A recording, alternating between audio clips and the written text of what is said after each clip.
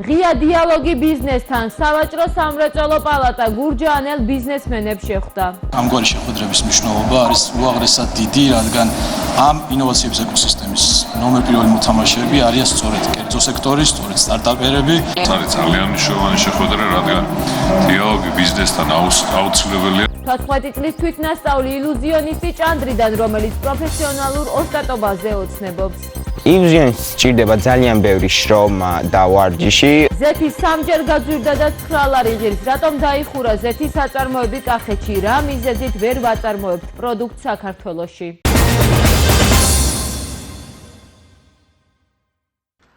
საღამო მშვიდობისა, ტელეკომპანია გურჯაანის სტუდიიდან ახალ ამბებს ნინო სამნიაშვილი გაგაცნობთ. ღია დიალოგი ბიზნესთან სავაჭრო სამრეწველო პალატა რეგიონის ბიზნეს სექტორის წარმომადგენლებს შეხვდა. პრეზენტაციაზე ბიზნესის მხარდამჭერი პროექტების შესახებ ისაუბრეს და ტექნოპარკის, სოფლის მეურნეობის განვითარების სააგენტოსა და აწარმოეს საქართველოს პროექტები განიხილეს. მიზანი კი რეგიონული ბიზნესის განვითარების და ცალკეულ სფეროებში არსებული პრობლემების მოგვარების ხელშეწყობა იყო. პრეზენტაცია სავაჭრო სამრეწველო პალატის პრეზიდენტი გიორგი პერტაია და გურჯაანის სიღნაღი დედოფლისწყარო საგარეჯოს მაჟორიტარი დეპუტატი დავით სონღულაშვილი ესწრებოდნენ. მინდა მოგილოცოთ ტექნოპარკის ახალი შენობა ძალიან საინტერესო შეხვედრა იყო. ვფიქრობ, სამომავლოდ ეს ურთიერთობები უფრო გაღრმავდება და ნაყოფის მომცემი იქნება. როგორც სავაჭრო სამრეწველო პალატის წარმომადგენლები ჩვენ შევხვდით კერძო სექტორს და ჯიტას. სურვილი გვაქვს, რომ უფრო მჭიდროდ ვითანამშრომლოთ ჯიტასთან. შეხვედრის მიზანი არის ის, რომ რაც შეიძლება კარგად გავაცნოთ ის სახელმწიფო პროექტები და ის სიკეთეები, რომლებიც მთავრობას თავაზობს ადგილობრივ ბიზნესმენებს, ეგ ერთი და მეორე არის მიზანი ის, რომ ამოვიღოთ ის პრობლემური საკითხები, რომლებიც ამ რეგიონში ბიზნესმენებს აწუხებს. მას შემდეგ, რაც ინოვაციების და ტექნოლოგიების სააგენტომ გადაწყვიტა, რომ ცენტრალურ დონეზე ინოვაციების ეკოსისტემა არ არის საკმარისი ინოვაციების სფეროს განვითარებისთვის და ინფრასტრუქტურა გაშალა უკვე რეგიონებშიც, მათ შორის შარშან გაიხსნა გურჯაანის ტექნოპარკიც. აქ ამგვარი შეხვედრების მნიშვნელობა არის უაღრესად დიდი, რადგან ამ ინოვაციების ეკოსისტემის ნომერ პირველი მოთამაშეები არიან სწორედ კერძო სექტორი, სწორედ სტარტაპერები. გასულ წლებში იყო შეხვედრები ბიზნესთან, ღია დიალოგი, ბიზნესიდან კითხვები ხელმძღვანელების მიმართ და მე ვფიქრობ, რომ ეს იყო ნაყოფიერი, თუმცა პანდემიამ შეაფერხა ამ მიმართულებით მუშაობის პროცესი, რომელიც დღესდღეობით განახლდა და იმედს ვიტოვებ, რომ დღევანდელი შეხვედრა ბიზნესის და ხელმძღვანელ ორგანოებთან ერთად იქნება აუცილებლად წარმატებული. არის ძალიან მნიშვნელოვანი შეხვედრა, რადგან დიალოგი ბიზნესთან აუცილებელია, რა თქმა უნდა, ჩვენი კომიტეტის პარაგრაფში ეს ერთობლივად დაიგეგმა ეს შეხვედრა და რა თქმა უნდა, ამ საკითხში სუბიექტური ვიქნები, რომ ჩვენ ამ სამაჟორიტარო ოლქიდან დაიწყო ეს მსგავსი ტიპის შეხვედრები, ეს არის შესაძლებლობა, სადაც ფაქტობრივად კერძო სექტორს აცნობენ როგორც სოფლის მეურნეობის სამინისტროს, ასევე ეკონომიკის სამინისტროს მიერ აწარმოებს საქართველოს პროექტებს და სოფლის მეურნეობის სამინისტროს პროექტებს, თუ რა ტიპის პროექტები აქვს სახელმწიფოს, როგორ შეიძლება მათზე გაადვილდეს ხელმისაწვდომობა, როგორ შეიძლება რომ თითოეულ მათგანმა განაცხადი გააკეთოს და აგრეთვე ადგილზე მოусმინო ამ სამინისტროების წარმომადგენლებმა და სავაჭრო პალატა იმ პრობლემებს, რომელიც რეგიონებში მცირე და საშუალო ბიზნესს შეიძლება აწუხებდეს და შესაბამისად ეს პრობლემები უკვე დაყენებული იყო შესაბამის სამინისტროში. COVID-19-ის 30 შემთხვევა ერთ კვირაში გურჯაანის მუნიციპალიტეტში ეპიდემიაცია სტაბილურია. 7 დღის განმავლობაში სამ სამედიცინო დაწესებულებაში ტესტირება 500 ადამიანმა გაიკეთა. ვირუსის ყველაზე მეტი 10 შემთხვევა კი 31 მაისს გამოვლინდა. ვირუსის შედარებით მაღალი მაჩვენებელი სოფელ ჩუმლახში, ახაშენში, ბეჯინსა და კაჭრეთის ზონის სოფლებში ფიქსირდება. დღეს კახეთში კორონავირუსი 53 ადამიანს დაუფიქსირდა. კვლევის შედეგად გამოვლენილი დადებითი შემთხვევების მიხედვით თუ ვიმსჯელებთ, ასე ვთქვათ, არ არის საგანგაშო, მართვადია ეპიდსიტუაცია, რო ვთქვათ ისე რომ გადაჭარბებით არის და ვთქვათ შემთხვევების მატება განსაკუთრებული ამას ვერ ვიტყვით, რომ ვთქვათ ძიმია შემთხვევათა შორის ინფიცირებულების მდგომარეობა, სტაბილურად მიდის, რაც დაიწყო კორონავირუსული ინფექცია არის, მსუბუქი ფორმების საშუალო ერთეული მძიმე ფორმებიც ფიქსირდება, თუმცა ეს არის ჩვეულებრივი მოვლენა ეპიდსიტუაციის დროს. ხიარულთა და საზრიანთა კლუბის ჩემპიონატი გურჯაანში შეჯიბრებაში მონაწილეობას მუნიციპალიტეტის 15 საჯარო სკოლის გუნდი იღებდა. ახალგაზრდებმა მაყურებელს და ჟიურის სკეჩ-შოუები უჩვენეს. შეჯიბრს 3 გუნდი გამოეთიშა და პირველობისთვის ბრძოლას 12 საჯარო სკოლა გააგრძელებს.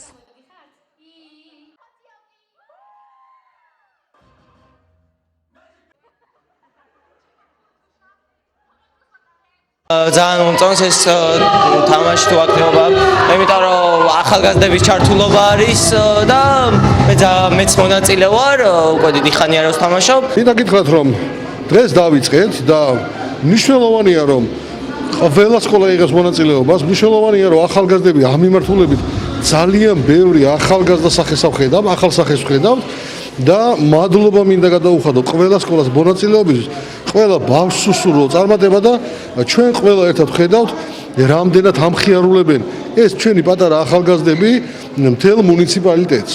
პირველ რიგში ძალიან მნიშვნელოვანია რომ ეს ღონისძიება ტარდება ახალგაზრდებისთვის ხარდაჭერა არის ჩემი ერთ-ერთი პრინციპული საკითხი, იმიტომ რომ მგონია რომ ახალგაზრდებმა უნდა შეძლონ თავის რეალიზება და მაქსიმალურად მიიღონ ცხოვრებისგან ისი მიღებას დღეს ყოველწუთიერად შეიძლება. რა თქმა უნდა, მინდა ვთქვა და კიდევ ერთხელ მოვუწოდებ და რაც უკვე მიხარია რომ ესე ყურადღებით ეკიდებიან რეგულაციების დაცვას სრულად და შესაბამისად ამითი იყო შესაძლებელი რომ დღევანდელი დღე შემდგარიყო და ეს ძალიან დიდი საზოგადოებრივი პასუხისმგებლობა რომელიც მათ გამოიჩინეს, იმიტომ რომ რეგულაციები დაიცვეს, არის ძალიან მისასალმებელი. 14 წლის თვითნასწავლი ილუზიონისტი ჭანდრიდან, რომელიც პროფესიონალურ ოსტატობაზე ოცნებობს. საბა მანიჟაშვილმა ფოკუსები ინტერნეტით ისწავლა. ტექნიკის დახვეწაზე მუდმივად ვარჯიშობს, რაც დიდ შრომას მოითხოვს. მისი შთაგონების წყარო კი ილუზიონისტი ზურაბ ვადაჩკორიას მიერ გამართული შოუ გახდა. რა გეგმები აქვს ახალგაზრდა ილუზიონისტს ეთერ თეთრაძის სიუჟეტში. 14 წლის საბა მანიჟაშვილი თვითნასწავლი ილუზიონისტია. ფოკუსების კეთების სურვილი კი მას შემდეგ გაუჩნდა, რაც ილუზიონისტ ზურაბ ვადაჩკორიას მიერ გაკეთებულ ფოკუსს უყურა. ეგონა რომ ბურთების ცვლილება თავადაც ადვილად გამოუვიდოდა, თუმცა პირველი მცდელობა წარუმატებელი აღმოჩნდა. სწორედ ამის შემდეგ მიხვდა, რომ მხოლოდ სურვილით ილუზიონისტი ვერ გახდებოდა და ამისათვის საკუთარ თავთან ბევრი მუშაობა იყო საჭირო. ყოველთვის მიყვარდა განსხვავებული რაღაცის კეთება და ერთხელაც 7 წლის ასაკში YouTube-ზე წავაწყდი ეს ვიდეო, სადაც ილუზიონისტი ზურაბ ვადაჩკორია ხსნიდა ფოკუსებს. რატომღაც ჩავრთე ეს ვიდეო და ამის მერე დამაინტერესა ფოკუსებმა და გადავწყვიტე გავყოლიყავი ამ სფეროს. ვისწავლე ეს ფოკუსი ბურთების ცვლა და მეგონა რატომღაც გამომივიდოდა და იმ წამსვე წავედი ჩემ ძმასთან ფოკუსის გასაკეთებლად, მაგრამ საბედნიეროდ ეს ფოკუსი არ გამომივიდა და მივხვდი რომ ამ სფეროს ჭირდებოდა ყოველდღიური ვარჯიში ადამიანებს. ბოლო 2 წელია ამ სფერომ ისე გაიტაცა, რომ თითქმის ყოველდღე ახალ უნარებს იძენს. საკუთარ თავზე მუშაობს და ცდილობს, რაც შეიძლება ბევრი ფოკუსი ისწავლოს. ხელის ტექნიკა, გამომეტყველება და ადამიანებთან კავშირის დამყარება ის მთავარი კომპონენტებია, რომელიც ფოკუსის წარმატებით ჩატარებისთვის აუცილებელია. ცოტა ისრო ყოფილიყო. ილუზიონისტს სჭირდება ძალიან ბევრი შრომა და ვარჯიში, რის გარშეც წარმატებული ილუზიონისტი ნამდვილად ვერ გახდება და სჭირდება საჭირო მასალა ამ ფოკუსების წარმატებით შესრულებისათვის. ფოკუსებს ვაკეთებ ოჯახის წევრებთან, მეგობრებთან და ვათავსებ სოციალურ ქსელში, რასაც ათასობით ნახვები აქვს და არა მხოლოდ ბავშვები, არამედ უფროსებიც არიან ამ ვიდეოებით დაინტერესებულები. თვითნასწავლი ილუზიონისტი ფოკუსის ჩასატარებლად რეკვიზიტების ნაწილს ყიდულობს, ნაწილს კი თავად ამზადებს. დღეს რამდენიმე ფოკუსი ჩვენ გადამღებ ჯგუფთან ერთად ჩაატარა. თანატოლები და უფროსი ასაკის ადამიანები გაოცებას ვერ მალავდნენ. მე ვარ ხელ ზევიდან რომ დააფარო თუ შეიძლება დაფარე. მე უნდა აუდგე რაღაც ერთი კარტი უნდა იყო, ოდნავ მოუში, ხელი ჯერ არაფერი არ ხდება, ხო? ოდნავ მოუში. აი, ერთ კარტს ავიღებ, ხო? იმედი აი ეს არის, ხო, თქვენი კარტი, ეს შეავიღე. მეორე კარტს აუცილებლად თავიღებ შენს მიერ ამორჩეულს, კარგი? 1 2 3. რა იყო შენს მიერ ამორჩეულ კარტი? ორიან გული, ხო? ხო, მეც ორიან გული მაქვს ხელში, მაგრამ ამ ფოკუსში ყველაზე მთავარი არის ის, რომ შენ ახლა იყოფები ილუზიის ქვეშ. ზუსტად 3 წამში მოხდება რაღაც სასწაული. გიჯერა თუ არის სასწაულების?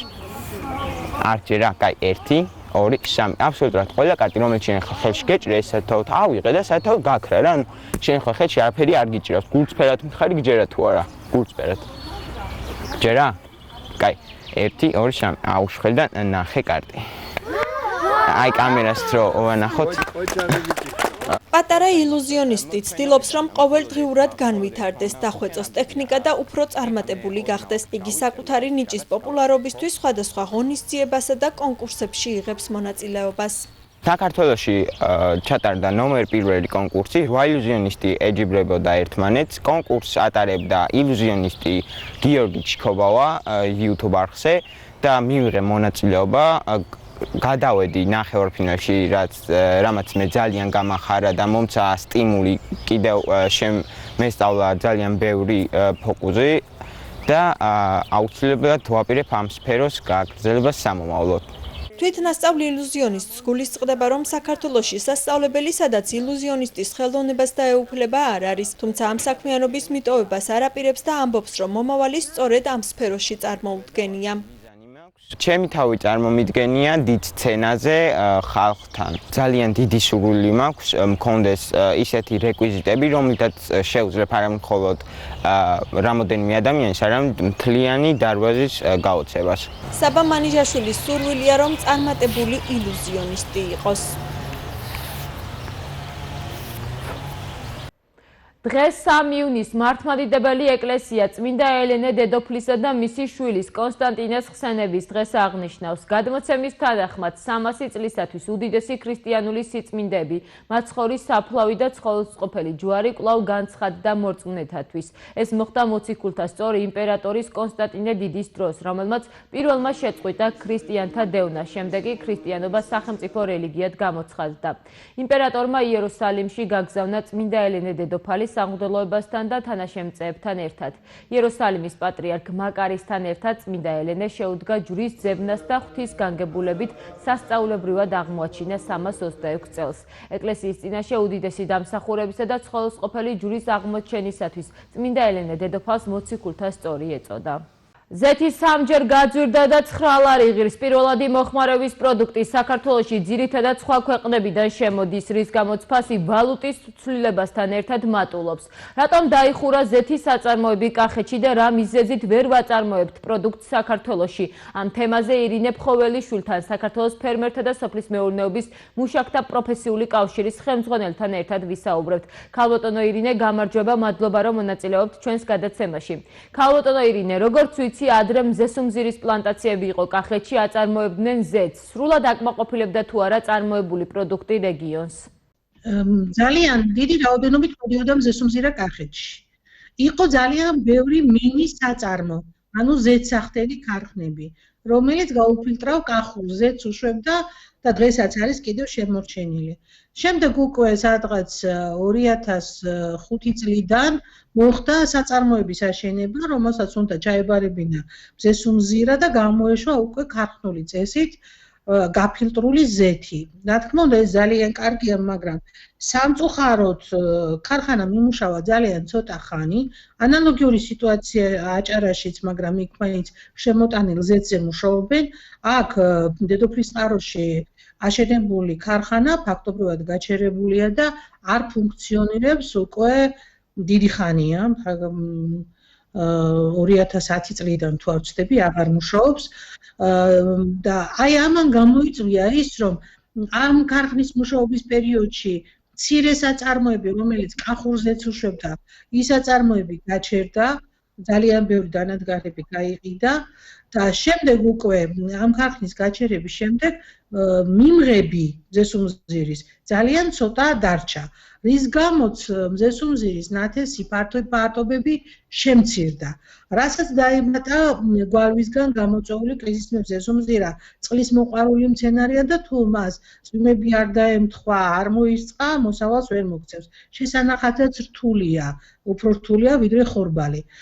ამიტომ უმეტესი ნაკვეთები ხორბალმა დაიკავა, მაგრამ ეს არ არის გამოსავალი, იმიტომ რომ იმ ხორბლის ფართობებსაც თესბურნა ჭირდება, ნაკვეთმონაცვლეობა ჭირდება და თუ არ იქნება იმის საშუალება, რომ მზესუმზირა იმაზე მეტ ფასად გაიყიდოს, რაც მისი მოყვანის თვითღირებულება ჭრდება, ამიტომ ფერმერები თავს იკავებენ ამ მცენარის გაშენებისა და მაცვლობის მიღებისგან.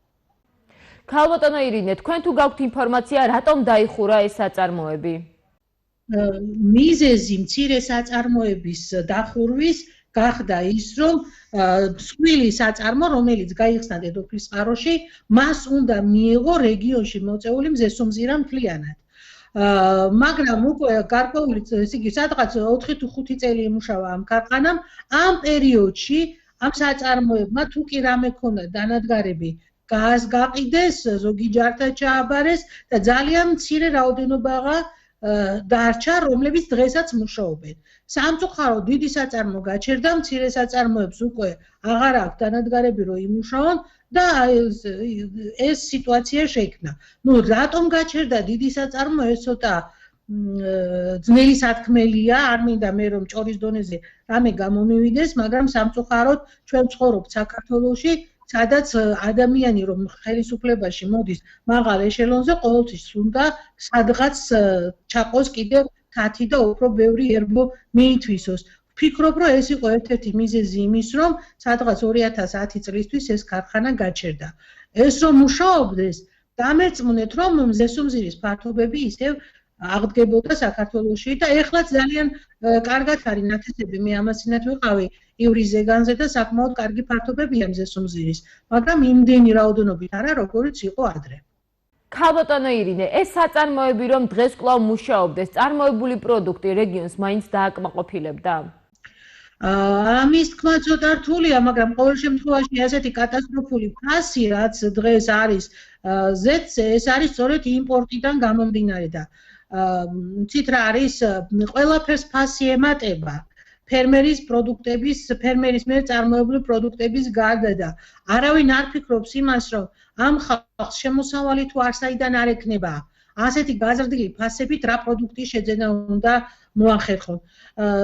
სამწუხაროდ ბათუმის ზეთის ქარხანაც კი შემოტანილ ნედლეულზე, ან ნედლეულზე რომ ვამბობ, ჩამოსასხმელი ზეთი შემოაქვს, აფასოებს და როგორც ქართული ზეთი, ისე გამოაქვს ბაზარზე და ჩვენ ვერ ვისწავლეთ ის, რომ შევქნათ ჩვენი პროდუქტი, რომელთაც კონკურენციას გაუწევთ იმპორტირებულ პროდუქტს და საერთოდ ყოველთვის ვამბობ და კიდე გავიმეორებ, საწარმოს გახსნა არ არის დიდი საქმე, თავარია საწარმოს მუშაობის ხელშეწყობა. იმიტომ რომ საწარმო იხსნება არა უნდა გაიხსნას არა მოსაჩვენებლად, არამედ ქვეყნის ეკონომიკური სიძლიერისთვის. არა მარტო დედოფლის წყაროს ზეთის სახდელი ქარხანაა დაკეტილი საწარმო ამხელა უზარმაზარი, არამედ ძალიან ბევრი საწარმოებია, რომელიც გაიხსნა დიდი ზარზეიმით, დიდი პიარით და აღმოჩნდა, რომ დღეს აღარ მუშაობენ. ამიტომ ვართ ამ დღეში ჩავარდნილები. ჩვენი არც ეკონომიკა ვითარდება, არც მოსახლეობის დასაქმება ხდება და ამ გაუსაძლის პირობებში ვცხოვრობთ. თქვენ ახსენეთ, რომ დედოფლის წყაროში მზესუმზირის პლანტაციები დღესაც აქვთ გაშენებული. თუ საწარმოები აღარ არის, რაში იყენებენ მზესუმზირას? აი ეს ჯერ ერთი მცირე საწარმოებიც ზეთსახდელები არსებობს და ბათაც ჭირდებათ ეს ზეთი. მე რამდენადაც მაქვს ინფორმაცია გადის საქართველოდან სომხეთშიც და ძალიან მცირე ნაწილი ქართული მზესუმზირის ხმარდება უფრო ისეთი ხარისხის მზესუმზირა მოყავთ, რომელიც არა ზეთისთვის, არამედ ისე როგორ თქვა, საჭმელად ვარგისია, მსხვილი მზესუმზირაზე უფრო მეტად მუშაობენ. ქალბატონო ირინე, თქვენ ხომ არ გაქვთ ინფორმაცია წელიწადში რა რაოდენობის ზეთს მოვიხმართ საქართველოში და გვაქვს ჩვენ პოტენციალი რომ იმ რაოდენობის ზეთი ვაწარმოოთ რომ იმპორტი აღარ დაგჭირდეს. მაგის სტატისტიკური მონაცემები მე არა მაქვს და სამწუხაროდ ვერც ვიტყვი, ვერ ვიტყვი. მაგრამ შეიძლება ჩვენ იმდენი ვერ ვაწარმოოთ, რომ 100%-ით დავაკმაყოფილოთ ჩვენი მოსახლეობა, მაგრამ 40-50%-ით რომ დავაკმაყოფილოთ და შევძლოთ კონკურენცია გაუწიოთ შემოტანილ პროდუქტს, ეს იქნება ძალიან დიდი საქმე. რა სახის ხელშეწყობა საჭირო რომ ეს დარგი განვითარდეს? ხელშეწყობაც ეგაა, მისი რეალიზაცია თუ არ მოხდა, ხო, სხვანაირად შენახვა ძალიან რთულია მზესუმზირის. სპეციალური ჯიშების შემოტანა, რომელიც ზეთის აწარმოებლად იქნება კარგი და არ გაიყიდება, ასე ვთქვათ, ჭიქებით, როგორც ახლა დღეს იყიდება მოხალული მზესუმზირა. ამას უნდა, ასე ვთქვათ, ძალიან ისე მიდგომა კომპლექსური მიდგომა, ეს არ არის მხოლოდ ერთი დარგის განვითარება. მე გითხარით, რომ სამწუხაროდ ჩვენ ვეღარ ვახერხებთ თესბრუნვას. როდესაც ხორბალი 2-3 წელი ზედიზეთით ესება, ის ნაკვეთი უკვე იფიტება, სხვადასხვა ის დაავადებებით ავადდება, რაც ხორბლისთვისა და ზოგადად მარცვლეულისთვის დამახასიათებელია, ამიტომ საჭიროა თესბრუნვისთვის მზესუმზირის ჩართვა და ამ მზესუმზირას ვერ ვთავთ, იმიტომ რომ გასაღების საშუალება არის ძალიან რთული. თქვენი ხედვით, ქვეყანაში ეს პრობლემა როგორ უნდა გადაიჭრას? ადგილობრივი საწარმოები უნდა გაიხსნას. ქვეყანამ უნდა გააკეთოს და ხელისუფლებამ უნდა გააკეთოს ყველაფერი, რომ არა გიგანტური, არამედ მინი საწარმოების განვითარებას შეუწყოს ხელი და ეს საწარმო რო გაიხსნება, უნდა იმუშაოს. მარტო მოსაჩვენებლად კი არ უნდა გაიხსნას, უნდა იმუშაოს და უნდა იმუშაოს პირველ რიგში ადგილობრივ პროდუქტზე. დიდი მადლობა, გვესაუბრებოდა ირინე ფხოველიშვილი, საქართველოს ფერმერთა და სოფლის მეურნეობის მუშაკთა პროფესიული კავშირის ხელმძღვანელი.